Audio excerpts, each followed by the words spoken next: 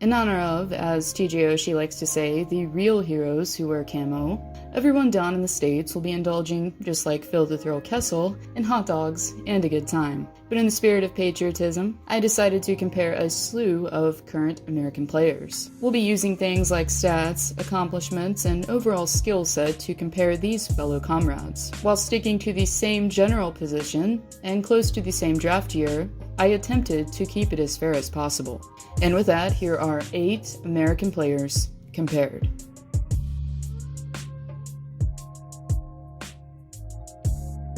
A comparison that came about almost directly after Matthews was drafted in 2016, the two centers, hailing from opposite sides of the country, haven't disappointed, as Matthews instantly stunned the hockey world with an impressive 4 goals upon his NHL debut.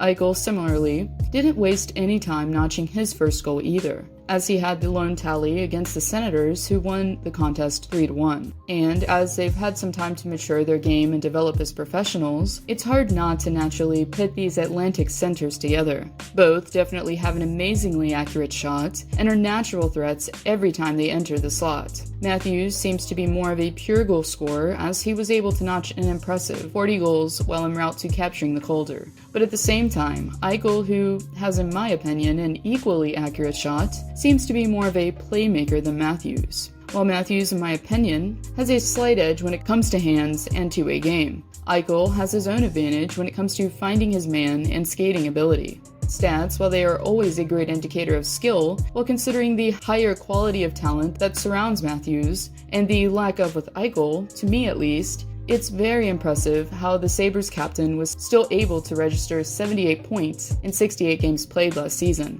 while Matthews notched 80 points in 70 games played.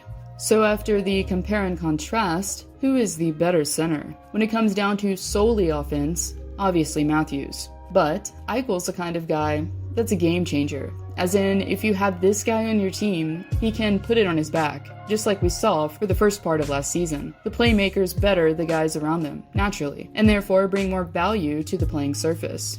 Therefore, I'm giving the slight edge here to Eichel.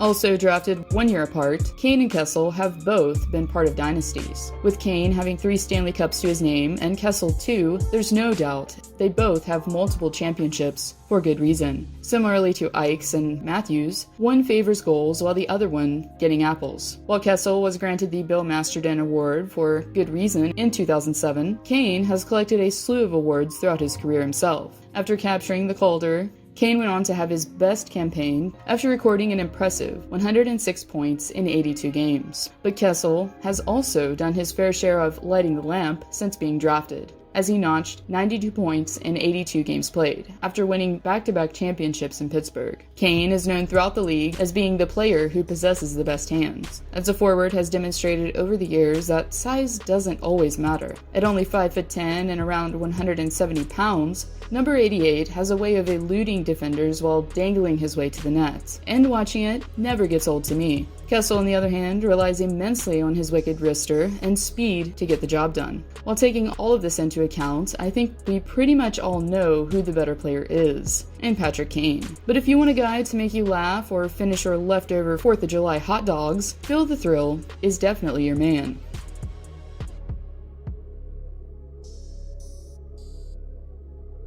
Even though this pair of blue liners was drafted 2 years apart, Souter and Yandle, even still, have had over a decade in the league to make an impact. But unfortunately, both D-men have been on teams that aren't exactly in the spotlight. Therefore, while names like Keith and Burns have floated around from the same era, these two haven't received the same level of recognition. Yandle, with his speed and puck handling, has become a power play specialist for Florida, while notching 21 of his 45 points last season on man advantage alone. On the flip side, if you need an elite defense-first player to find you with vision up ice, Souter is definitely your guy. And while he does have significantly more ice time than Yans on average, the Wisconsin native spends much of it blocking shots and defending. The workhorse mentality paired with premier passing has kept him in the Norris conversation for seasons on end. But that's not to say that he can't net one of his own from time to time. But if I had to pick between them, even though they're both gifted in different ways, I'm going to have to go with Souter, as he is the all-around stable force that would instantly better any team's blue line.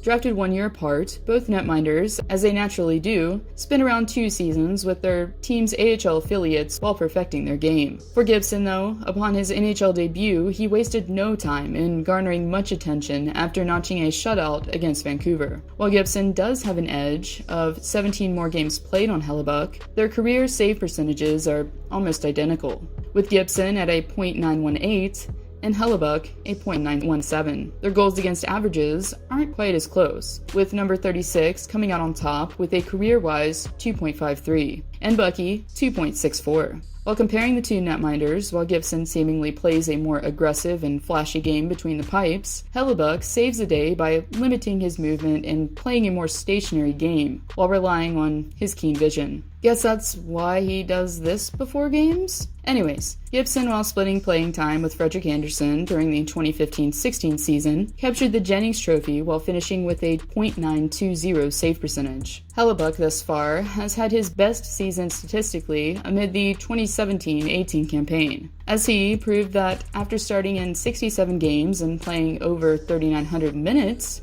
didn't matter at all. As a goaltender, still managed to remain elite as he finished with an impressive .924 save percentage and a 2.36 goals against average. Despite this though, Gibby wins this in my opinion, by a slim margin, as Gibson has been on a team that's struggled immensely with scoring as of late, but still has been able to remain competitive.